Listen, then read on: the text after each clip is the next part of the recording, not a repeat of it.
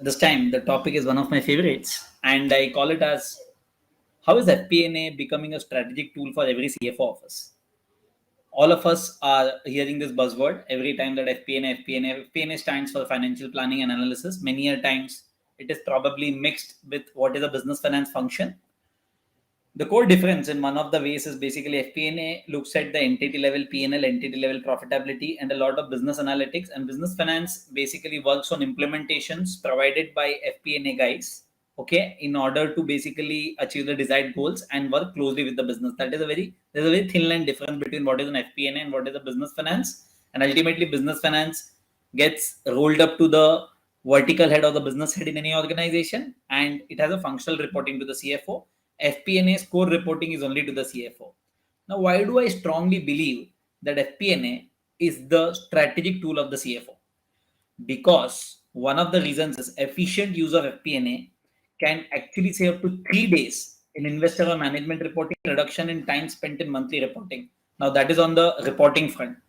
But FP&A can actually give you a lot of insights in terms of business decision making, because it is very important to look at numbers in a way which depicts your business direction, right? Because we work with a lot of companies where we are using FP&A as a tool to basically analyze numbers to give a strategic direction to the company, right? Now, I'm going to keep this one very quick, and here are my top 7 tips for effective use of FP&A to achieve your larger strategic vision as a CFO. Point number 1, establish clear objectives and priorities. Now, the CFO should work with the FP&A team to establish clear objectives and priorities for the FP&A function. These objectives should be aligned with the company's overall business strategy. For example, there is a 5-year business plan. FP&A guys should work closely with the business guys, with the sales guys, with various departments and functions, and set up this goals in such a way which is aligned to the strategic direction of the company.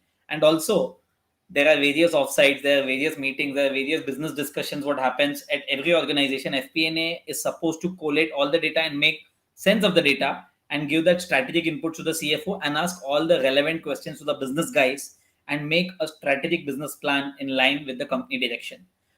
Point number 2, develop robust financial models. Financial models are basically an essential tool for the FP&A, and they should be based on sound assumptions and be able to accurately forecast a company's financial performance, which means an FP&A is supposed to ask all the relevant questions. For example, a sales guy commits a number of say 100 crores in a particular year. How does that 100 crores come into the picture? What is the process? How many leads? What is the sales funnel? Right? How many qualified leads come into their system? How do you basically identify lead leakages? All these are analytics which FP&A guys should look at, and they should advise the relevant function to take the relevant decision based on data. Data-driven decision making is going to be the next big thing in the entire globe, and FP&A plays a catalyst role in order to achieve that for the CFO. Point number 3, understand your real financial position. One of the most important roles of FP&A is to help companies understand their true financial position. This includes understanding your current assets and liabilities as well as your cash flow position. This information is essential in making informed decisions about where to invest for growth. It also helps you to assess your financial risk and opportunities. When I say the financial performance, for example, many companies have got a lot of one-timers, many companies have got a lot of one-time entries, many companies have got a lot of one-time exceptions. Okay, COVID was a one-time exception, and FP&A should normalize a particular set of numbers and present the true business performance to the CFO, and they should work with business very closely and carve out all these one-timers and come with a logical budgeting process. Point number 4, develop a growth strategy. Once you have a clear understanding of your financial position, you can use FP&A to develop a growth strategy. This should include setting financial goals and targets, as well as identifying the investments you need to make to achieve your goals. For example, if I'm at 50 crores and if I want to reach to 200 crores, can the same sales team do this? The answer is no. How many sales guys? What kind of incentive structure? What kind of sales models? What kind of salary structure you should have? All this is supposed to be done by an FP&A. Your FP&A team can also help you to model different scenarios, so you can see how different decisions will impact your financial position. This is a valuable tool for making decisions about where to allocate your resources. Point number 5, communicate results and recommendation. This is very, very, very, very, very critical. The FP&A team should communicate its results and recommendation to the CFO and other key decision makers in the company. The team should also be prepared to answer questions and provide further analysis as needed. For example, I do something known as a profit, cash, and value simulator where I basically give a budget versus actual performance and I identify key levers. For example, if gross margin is not improving, what is the reason?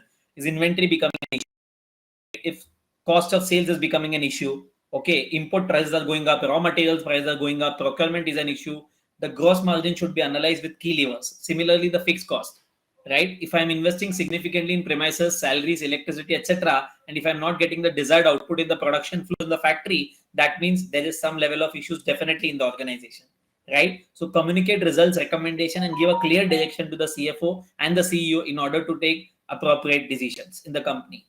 Point number 6, track progress and performance. Once you have implemented your growth strategy, it's important to track your progress and performance. FP&A can help you to do this by tracking key financial indicators. This information can actually help you to identify any problems or areas of concern. It can also help you to adjust your strategy as needed to ensure you're on track to achieve your goals. For example, when you are evaluating a business performance, as a business owner or as a CFO, you feel that there is some problem, okay, and you feel that the problem is on the procurement side. When you analyze numbers and when you look at the value chain and when you look at the cash conversion cycle, you actually realize that there is no issue on the procurement front, but actually there is an issue in the production floor where at a time you're not able to produce so many quantity of goods or so many quantity of products whatever you're manufacturing, and because of which your inventory is getting stuck in not moving.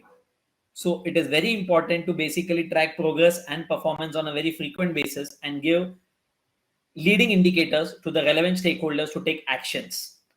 Right? We are probably doing FP&A for one of the 150 crore tractor manufacturing company in Rajkot, where we identified that inventory is basically becoming a very major issue, and we actually analyzed the entire unit level costing. And now we are getting into the inventory systems and seeing, how this inventories can be cleaned up over a period of time. That is the kind of initiative what we are taking as FP&A for them. Seventh and the most important point, drive sustainable growth. FP&A plays a critical role in helping companies build sustainable growth by understanding your financial position, developing a growth strategy, and tracking your progress. You can use FP&A to drive sustainable growth at every point of time. So that's it for today. If you are keen to understand more and more, and if you want to implement FP&A in your own organization as a CFO or an owner, please get in touch with me. I'm more than happy to support you. Thank you.